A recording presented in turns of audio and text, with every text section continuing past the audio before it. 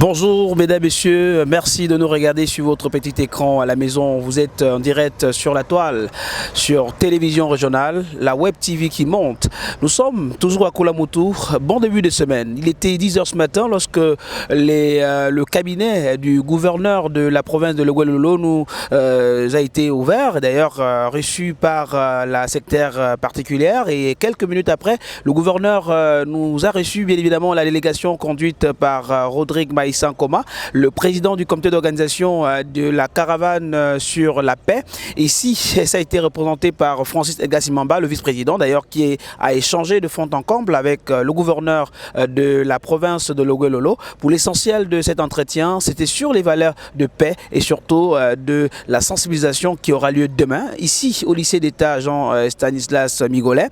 Et juste après cette première étape des présentations des civilités à la plus haute autorité de la province, donc monsieur le gouverneur, nous sommes allés, n'est-ce pas, très rapidement rencontrer le maire, le premier magistrat de la ville, donc le maire de Koulamoutou, qui nous a également reçu, ambiance conviviale, et ça a été également bien, n'est-ce pas, partagé, le sentiment de relayer auprès de nos jeunes le message de paix et surtout de sensibiliser sur cette présence massive des jeunes sur les réseaux sociaux et savoir exactement qu'est-ce qu'on peut considérer comme bonne information et surtout fake news. C'est l'essentiel que nous avons pu aborder avec le maire de Koulamoutou. Francis Edgar Simamba était dans de cette grande audience. Bon après-midi Francis. Merci monsieur Joseph Kersis Mabimba. Alors pour l'essentiel. Bon, pour l'essentiel, il faut dire que comme le veut la tradition, nous avons voulu nous plier non seulement au protocole, mais à une pratique qui est devenue une pratique républicaine, oui. Celle qui consiste, lorsque vous rentrez dans une province, vous devez d'abord aller vers le gouverneur pour présenter les civilités et à lui en retour de vous donner entre guillemets le trousseau de clés de la province. Ensuite, après cette étape, il était question pour nous, la délégation que je conduisais, de nous rendre chez le premier magistrat de la ville qui, lui, voulait bien savoir l'intérêt de notre présence et comment va se dérouler nos activités.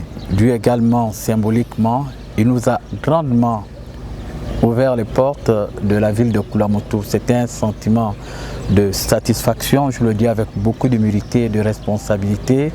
Véritablement, nous avons senti l'implication, l'engagement et le leadership de ces deux responsables de cette province et qui n'ont pas manqué au cours de nos échanges de dire, entre guillemets, entre griffes, qu'aujourd'hui, l'initiative que nous avons eu à prendre, le fait d'avoir pensé à leur province, qui est une belle province, qui est une grande province, selon les mots du gouverneur de la province de Logoué-Lolo, que c'était un privilège. Au-delà de la symbolique, c'était un privilège. Et ils reçoivent ce privilège à travers notre visite ici comme étant un signe de reconnaissance et un signe d'unité pour un Gabon qui gagne, pour un exécutif qui continue à faire des efforts pour sécuriser, éduquer, encadrer les jeunes. Et nous avons été beaucoup plus clairs lors de ces deux audiences. Il fallait effectivement décliner l'objet de notre présence dans la province de Logoué-Lolo.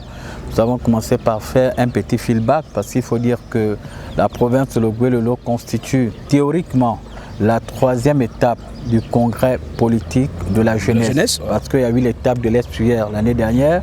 La semaine dernière, nous étions dans la province de Logoué, de Langounié, où nous avons été dans le département de Samba Magoti, donc à Fougamou, et dans le département de Logoulou à Mimongo. Oui. D'accord. Et pour respecter cette tradition, étant donné que nous ne pouvons pas sillonner, d'accord, tous les départements des provinces. Je prends le cas de la province de Logoué-Lolo, il y a le département, on a le département Pana, Ebonji, Dienga, on ne pourra pas sillonner. Mais grâce à la magie de la télécommunication, des nouveaux médias, nous pouvons espérer qu'il y aura un relais beaucoup plus favorable, impactant et efficace. Pour atteindre ces nombreux jeunes qui nous regardent en direct. Absolument, absolument, parce que nous pensons que le message que nous portons, que nous allons porter à tous ces jeunes est un message essentiel, important et stratégique.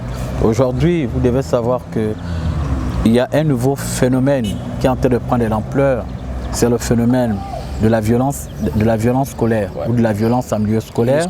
Il y a le phénomène des fake news, d'accord? Il y a le phénomène des fake news qui fait qu'aujourd'hui les jeunes, sous l'emprise de certaines drogues dures, se retrouvent en train de poser des actes parfois dangereux qui peuvent conduire à nuire l'avenir de ces jeunes. Donc brièvement, c'était ça l'économie de ces deux audiences, mais j'ose espérer que la presse va nous accompagner durant la première activité de demain au lycée Jean-Stanislas Migolet, où nous allons porter haut et fort ce message à la jeunesse de cette province. Alors ce qui est dit est bien dit, apporter le message fort et message de paix à l'endroit de la jeunesse de la province de Logoué-Lolo. Nous sommes bel et bien à Koulamoutou et dès demain le programme sera déroulé au sorti des deux audiences après le gouverneur, après le maire de la ville.